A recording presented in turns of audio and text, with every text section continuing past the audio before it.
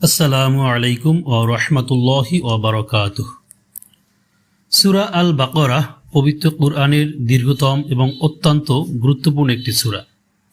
এতে ইসলামিক জীবনবিধান, বিশ্বাস এবং দৈনন্দিন জীবনের নানা বিষয়ে বিস্তারিত আলোচনা করা হয়েছে। সংক্ষেপে সূরা বাকারার প্রধান শিক্ষাসমূহ নিচে দেওয়া হলো। ১. ঈমান ও বিশ্বাসের মূল ভিত্তি, তাকওয়া ও হিদায়াত। এই সূরা শুরুই হয়েছে কুরআনকে মুত্তাকিদের জন্য হেদায়েতের উৎস হিসেবে ঘোষণা দিয়ে। আল্লাহর একাত্মবাদ তথা তাওহীদ, আল্লাহর অসীম ক্ষমতা, জ্ঞান ও একক কর্তৃত্বের কথা বারবার স্মরণ করিয়ে দেওয়া হয়েছে, বিশেষ করে আয়াতুল কুরসিতে। ঈমানের মৌলিক বিষয় আল্লাহ, ফেরেশতা, আসমানি কিতাব, নবী রাসূল, পরকাল এবং তাকদীরের উপর দৃঢ় বিশ্বাসের শিক্ষা। ২. মানব চরিত্র ও শ্রেণী বিভাগ।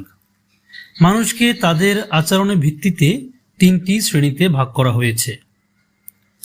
মুমিন, যারা সৎ ও বিশ্বাসী। কাফের, যারা স্পষ্টভাবে সত্যকে অস্বীকার করে। মুনাফিক, যারা মুখে ঈমানের দাবি করলেও অন্তরে কুফরি লালন করে। এদের লক্ষণ সম্পর্কে সতর্ক করা হয়েছে। ৩. ঐতিহাসিক ঘটনা ও শিক্ষা। হযরত আদম আলাইহিসসালাম এর সৃষ্টি, মানুষের শ্রেষ্ঠত্ব, শয়তানের অহংকার এবং শয়তানের প্ররোচনা থেকে সতর্ক থাকার শিক্ষা। বনী ইসরাইলের ইতিহাস, বনী ইসরাইলকে দেওয়া আল্লাহর অগণিত নিয়ামত এবং পরবর্তীতে তাদের অবাধ্যতা, জালিয়াতি ও অহংকারে করুণ পরিণতি থেকে শিক্ষা নিতে বলা হয়েছে। হযরত ইব্রাহিম আলাইহিসসালাম ও কাবা নির্মাণ, ইব্রাহিম আলাইহিসসালাম এর ঈমানি পরীক্ষা, কাবা ঘর নির্মাণ এবং কিবলা পরিবর্তন তথা জেরুজালেম থেকে মক্কা এর ইতিহাস।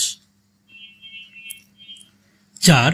ইসলামী আইন ও জীবনবিধান তথা শরিয়াহ।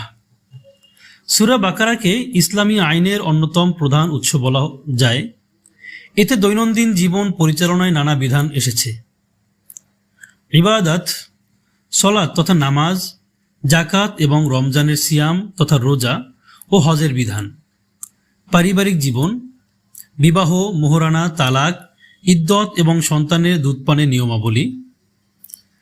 অর্থনৈতিক ব্যবস্থা, সুদের কঠোর হারাম ঘোষণা, হালাল ব্যবসার উৎসাহ এবং লেনদেনের ক্ষেত্রে লিখিত চুক্তি ও সাক্ষী রাখার নির্দেশ। সামাজিক ও অপরাধ আইন, কিসাস তথা হত্যার বদলা এবং ন্যায় বিচার প্রতিষ্ঠার নির্দেশ। ৫.